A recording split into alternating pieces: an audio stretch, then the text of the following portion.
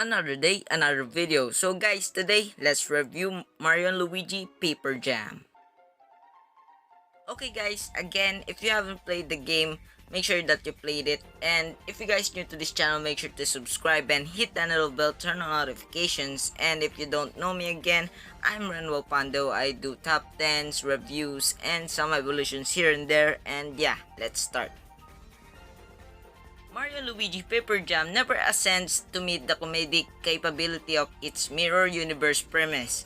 In spite of the outstanding RPG fight framework, the siblings' excursion to Bowser's Mansion is hindered by dull characters, ordinary discussions, and disappointing barriers. That being stated, how on earth does this all occur in any case?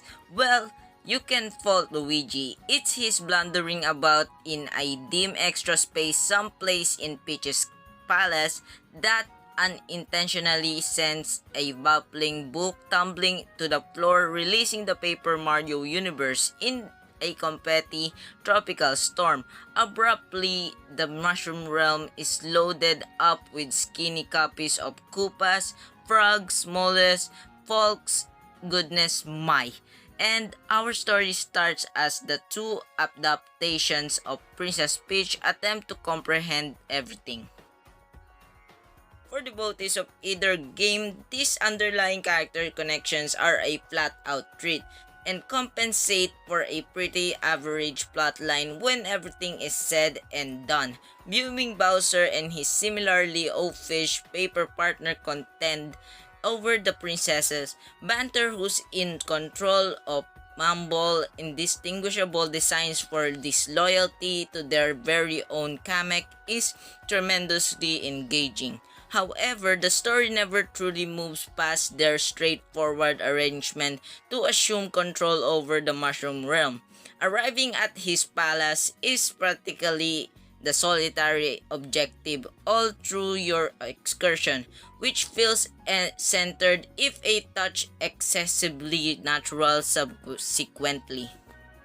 The pacing is continually upset by Toad Hunts, a progression of dull experimentation minigames that vibe like the most exceedingly awful sort of cautioning.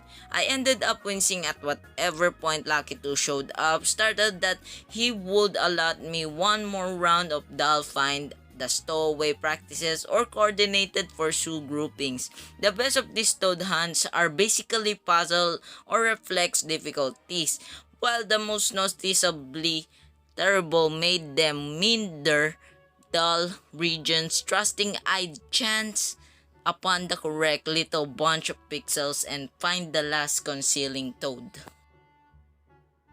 I wish those hunts had been increasingly similar to more vigorous and amazing sumo-style papercraft fights.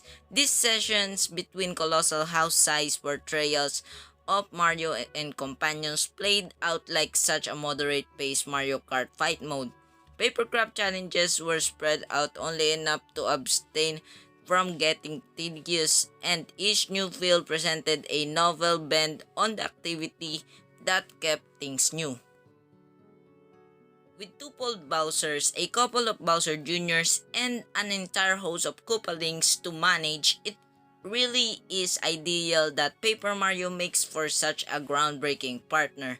His expansion feels normal inside minutes, leaving us thinking about how we at any point oversaw without him in any case. From battle to investigations, controlling the bros presently requires 3 separate catches, with Mario, Luigi, and Paper Mario planned to A, B, and Y individually. With that additional catch comes a considerable rundown of additional capacities, not least of which being a group bounce that is activated by tapping X. Holding it takes into account an extensive explosion of speed frequently required when chasing down paper toads, more on this later, or crossing enormous territories. Further trio activities are consistently opened as you progress and basically help make a way past all way of snags. A triple Sledge breaks colossal squares for instance, and Paper Mario can even change into paper planes to cross holes or slip between small splits in the dividers. At the point when those snags move, which wasn't frequently enough, I invited opportunities to participate in the pulsating heart of Paper Jam, the profound fight framework.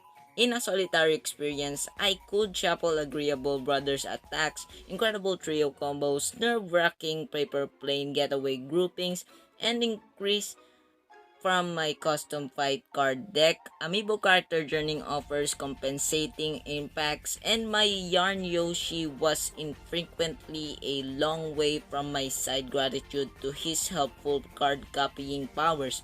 The sheer assortment of choices would have been overpowering. However, capacities are easily given out over about 30 hours, permitting me to ace one by one. Every power seems beneficial in a couple of situations. Regular encounters rarely experience routine, and the boss fights are superbly orchestrated to stretch my skills. Old mechanics I'd almost forgotten on occasion prove important in sudden moments, but most techniques are easily practiced with useful interactive tutorials that are to be had even in the center of combat, allowing me to song up my talents earlier than uncritical attack. These options combined with a more stripped back tail and today's mechanics arguably make this the most on-hand entry in the series to date. Newcomers won't want to worry approximately past activities or catch up with the old pros. Everything may be toggled to suit your playstyle and skill level, with a traditional Mario vs Bowser story to follow at your personal pace. If the Mario and Luigi games is no way appealed to you before, that is an excellent vicinity to start. In fact, it may even be recommended to every person looking to dip their feet into an RPG for the first time. Graphically, Paper Jam does a terrific job of blending both art styles into something hanging on colorful. Each and every man or woman is portrayed beautifully, with cleanliness status out against the softer curves of a 3D world, and the localization team have labored wonders on the dialogue as consistent with usual. The nature of this crossover allows for some in reality interesting character moments, since key players get a reflect held up to themselves. For example, we have Princess Peach's secret choice to chop her hair off, or Bowser Jr.'s implied loneliness. For a BP 30 plus hours of playtime, there may be plenty of range, and in relation to gameplay, and Paper Jam stands tall with its contemporaries, each flat and portly. It simply doesn't pretty rise above them when it comes to the story. So if the concept of this crossover hasn't already grabbed your interest at the least a little, then you can become tuning it out completely. Not quite the multiverse revolution it is able to have been. However, Alpo Dream clearly didn't motel to gambling things too safe. Newcomers alike, it introduces a solid listing of worthy new mechanics, particularly building upon the conflict system in some exciting new ways and breaking exploration up with random quests. It's extra of a mini RPG than ever, however doesn't pretty nail it with regards to environmental design and storytelling.